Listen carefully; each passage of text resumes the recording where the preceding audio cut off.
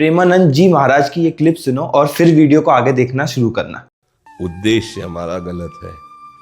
अभी पढ़ाई उद्देश्य नहीं है। अगर ठीक से उद्देश्य बन जाए पढ़ाई का तो कैसी बात करते हो। उद्देश्य में बहुत बड़ी ताकत होती है।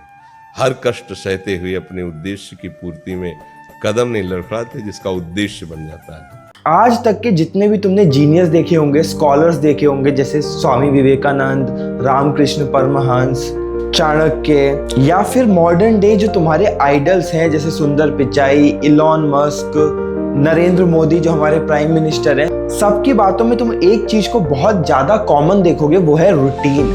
रूटीन की इंपॉर्टेंस बहुत ज्यादा है अगर तुम्हें 99% लोगों से आगे जाना है।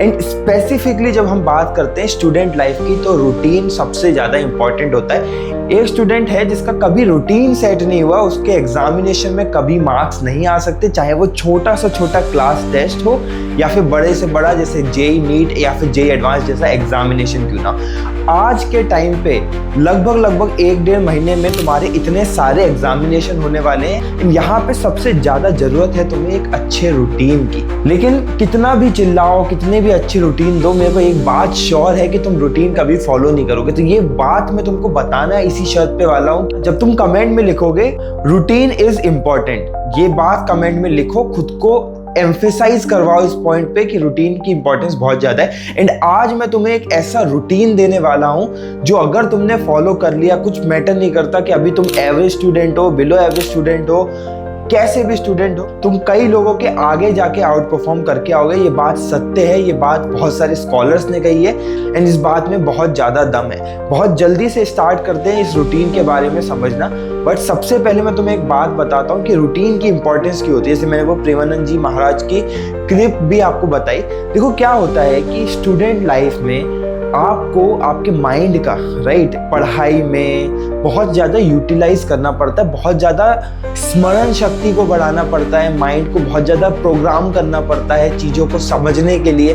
एट अ टाइम आपके पास 5-7 सब्जेक्ट हो रहे होते हैं, कॉम्प्लेक्सिटी ऑफ प्रॉब्लम बहुत ज़्यादा होती है। एंड इन सब के लिए एक अच्छा रूटीन जो माइंड का, जो आपकी बायोलॉजिकल क्लॉक का है, वो सेट होनी चाहिए ताकि आपका माइंड वर्क कर पाएगा। माइंड को जो फूड मिल रहा है, राइट, जैसे बोला जाता है गट इज योर सेकंड ब्रेन, तो आपका गट कैसा है, आप कैसा खाना उसको दे रहे, ये सारे फैक्टर डिपेंड करते हैं कि आपका माइंड वर्क करेगा नहीं करेगा। क्योंकि एक कहावत तुम सबने सुनी होगी, garbage in is garbage out, मतलब जितना आप गार्बेज अंदर लोगे उतना ही गार्बेज तुम बाहर निकालोगे। सो ये सारी चीजें बेसिकली तुम्हारे माइंड को तरोताजा रखने के लिए ही है। इसलिए रूटीन की इंपॉर्टेंस है कि माइंड तरोताजा हो, शार्प हो, एफिशिएंटली वर्क करता हो एंड थके कम।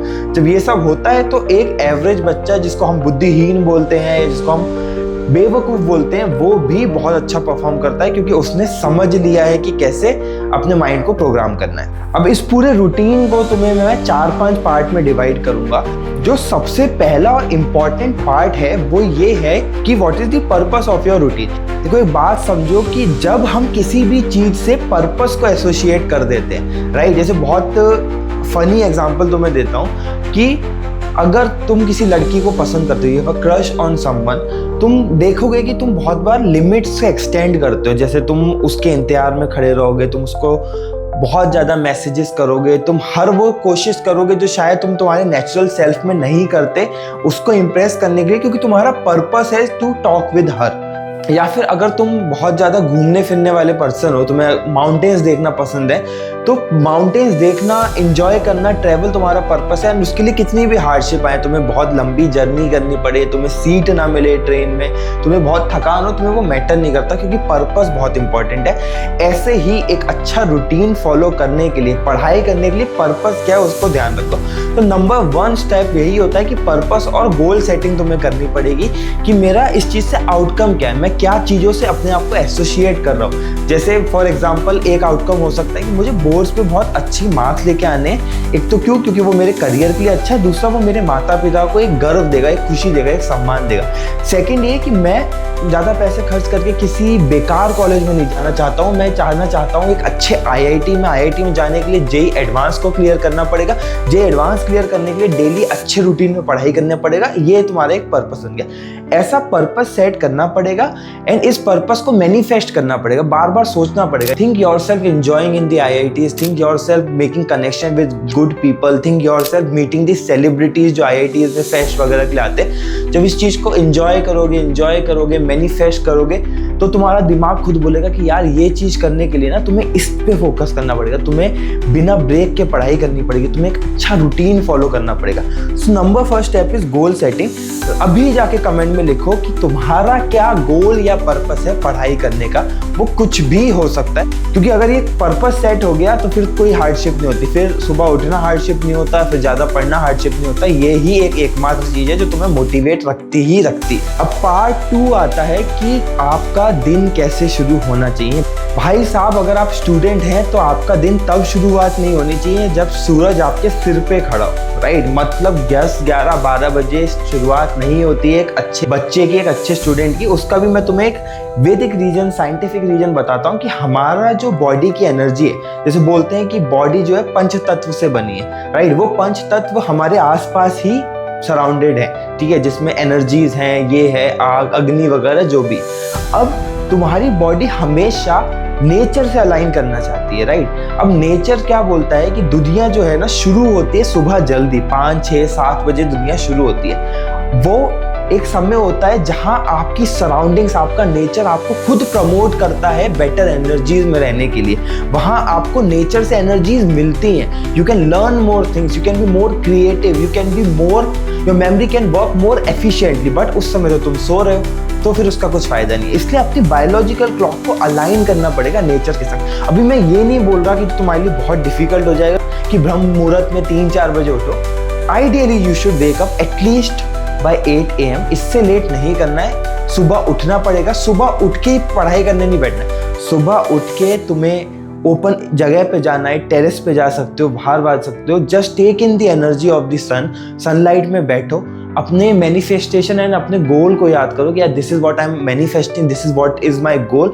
एंड उससे अपना धीरे धीरे अपना दिन प्लान करो कि यार आज का उस गोल को अचीव करने के लिए मुझे सिर्फ 1% मेहनत आज करनी है। वो 1% मेहनत है कि मुझे ये चैप्टर्स कवर करने हैं, ये सब। And make your routine. तो ये सब मन में प्रोसेस करते रहो। हाफ एन आवर के लिए वापस आओ, फ्रेशन अप हो, नहाओ, थोड़ा बहुत खाओ एंड देन अपनी डेस्क पे पहुंचो। अगर 8 बजे उठे हो तो 9 बजे अपनी डेस्क पे पहुंचो एंड वहाँ अपने डेली टास्क लिखो। This is your morning routine. अगर दिन की चीज़ें प्लान्ड होंगी कि आज फॉर एग्जांपल किसी काम से मुझे शाम को जाना है या फिर मेरी कोचिंग का टाइम ये है, आज स्कूल है या नहीं, ये सारी चीज़ें लिखो। स्कूल होगा तो ऑब्वियसली जल्दी जाओगे एंड ये लिख के अपना दिन की शुरुआत करो, अपनी स्टडी स्लॉट्स को डिवाइड करो। Morning routine is very important.